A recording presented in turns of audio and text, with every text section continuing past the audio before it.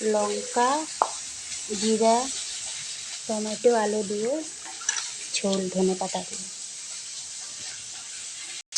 আজকে 2 রকমের মাছ রান্না হচ্ছে। ছোট ছোট মাছও আছে আজকে। রান্না হচ্ছে লোকেল রৌ মাছ। এখানে ভাপা মাছ ভাজা হচ্ছে। তেল গরম হয়েছে, জিরা, আলু, টমেটো, জিরা, লঙ্কা পেস্ট,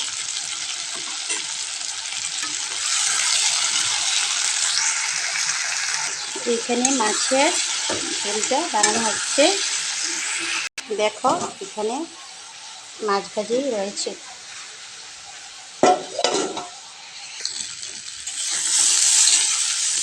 কষানো হয়ে গেছে, এবার দিলাম জল।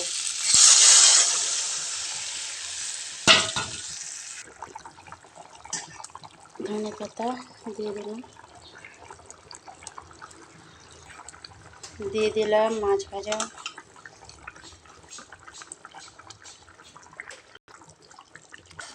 ঝোলটা ফুটে গেছে আমার, এখন নামিয়ে নেব।